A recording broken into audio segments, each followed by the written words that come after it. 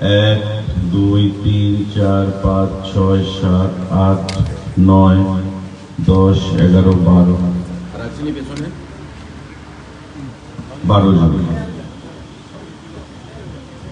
গত সিজন অব্দি কারা কারা ধান এখানে দিছে একবার হাত তুলবেন। গত সিজন অব্দি সবাই। আমাদের ধান কেনা শুরু আমাদের সরকার আসার পর থেকে। তারপর থেকে কারা কারা ধান এখানে বিক্রি করছে এখানে আছে কেউ? তারপর থেকে রেগুলার দিতেছে, রেগুলার।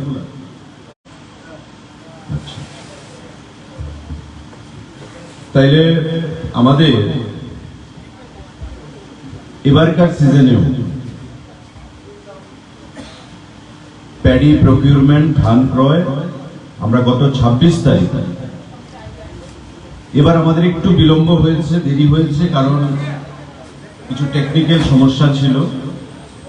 মাননীয় মুখ্যমন্ত্রীর হস্তক্ষেপে আমাদের প্রত্যেকের ঐকান্তিক প্রচেষ্টা আমরা এইবারকার ধান ক্রয় 26 তারিখ থেকে শুরু করেছি সাবরুম থেকে, এবং আজকে থেকে সারা রাজ্যের 31টা প্যাডি প্রকিউরমেন্ট সেন্টারে আমাদের এই প্রকিউরমেন্ট শুরু হয়ে গেছে।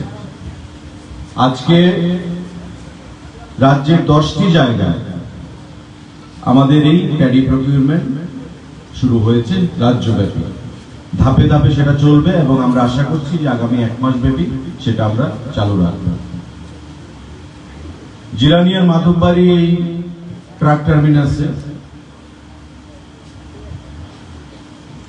এবার সহ প্রতিটি সিজনে আমি উপস্থিত থেকে জিরানিয়া মহকুমার প্যাডি প্রকিউরমেন্ট, যা মাধববাড়ি ট্রাক টার্মিনাস এবং কৃষ্ণমালা মঞ্চ আমাদের খয়েরপুরে সেখানে অনুষ্ঠিত হয়, আমি এই মাধববাড়ি টার্মিনাসে প্রতিটা প্যাডি প্রকিউরমেন্ট সেন্টারে মানে সিজনে আমি উপস্থিত থাকি, চেষ্টা করি।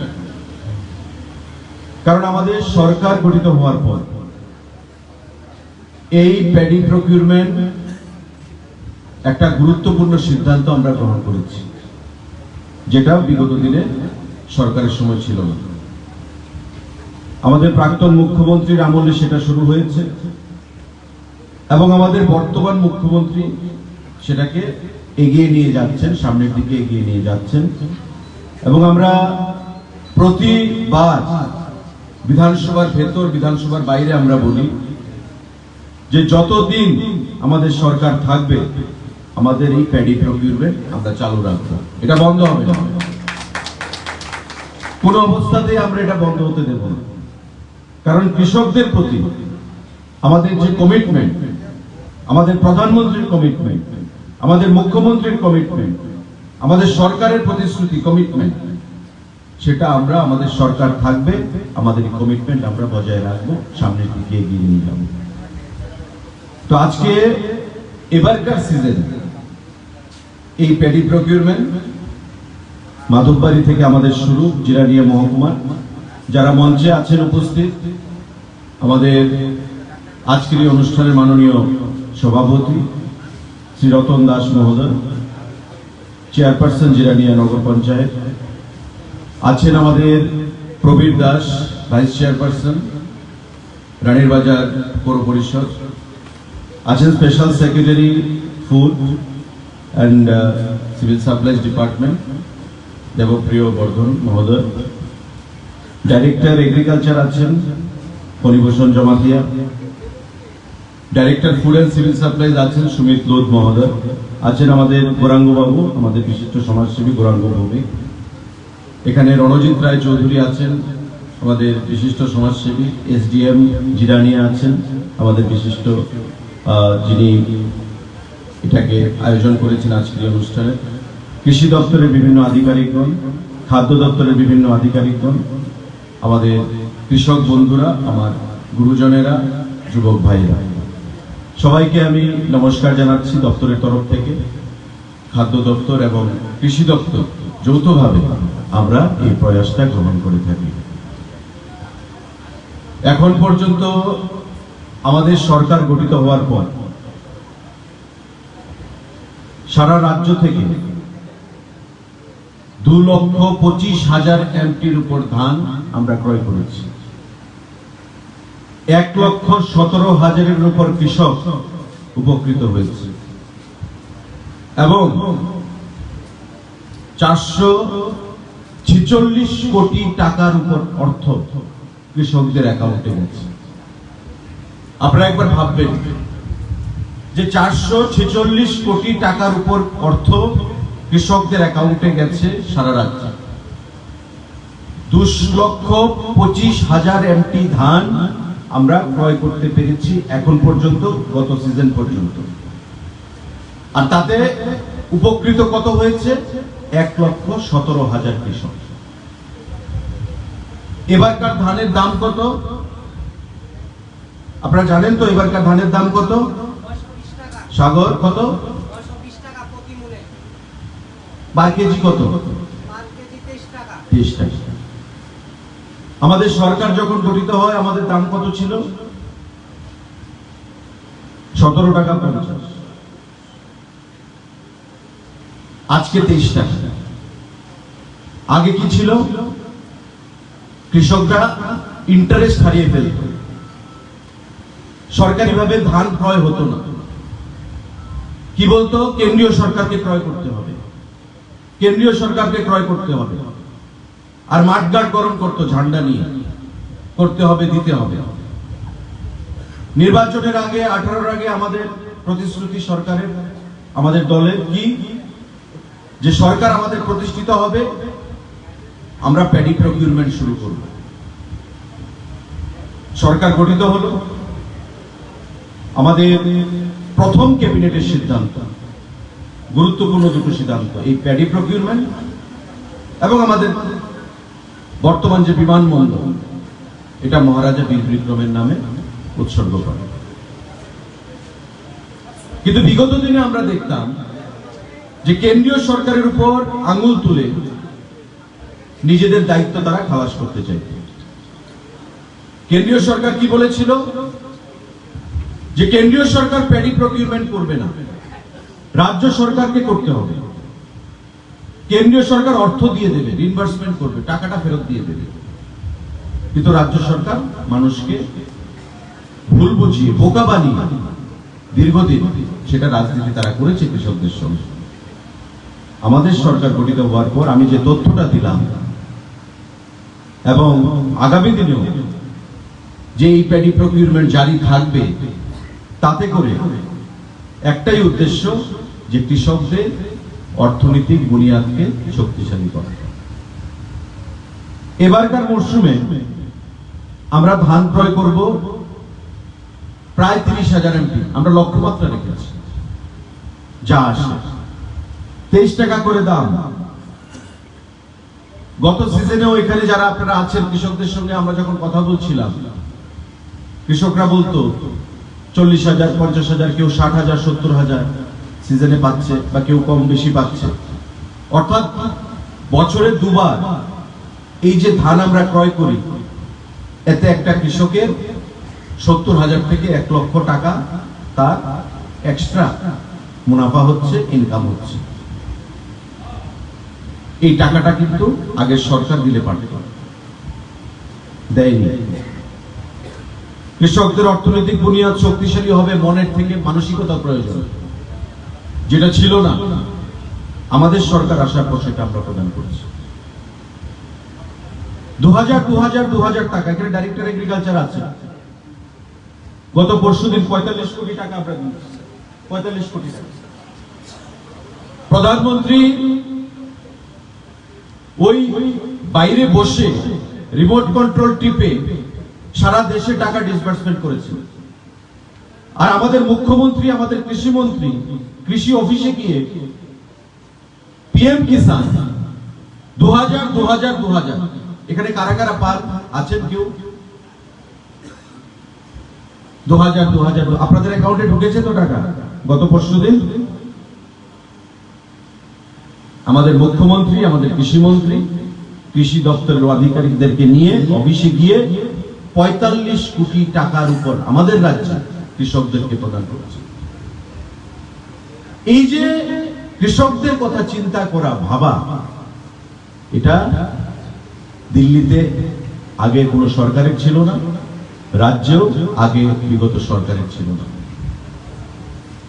শুধু কৃষকদেরকে রাজনৈতিক ভোট ব্যাংক হিসেবে ব্যবহার করা, ভূবলসীয় কায়দায় মিথ্যা প্রচার করা, আপনার অর্থনৈতিক বুনিয়াদ শক্তিশালী হবে সেটা করা যাবে না, এই উদ্দেশ্য নিয়ে কৃষকদেরকে বঞ্চিত করা হতো। আমাদের সরকার আসার পর তার থেকে কৃষকরা ঘুরে দাঁড়িয়েছে এবং পিএম কিষাণ বলুন, আমাদের প্যাডি প্রকিউরমেন্ট বলুন, সহায়ক মূল্যে ধান ক্রয়, প্রতিটি ক্ষেত্রে কৃষকদের পাশে দাঁড়িয়ে কৃষকরা লক্ষ্মী। আমাদের প্রধানমন্ত্রী যেটা বলেন, আপনারা আছেন বলেই আমাদের ভারতবর্ষ আমরা খেয়ে বেঁচে আছি।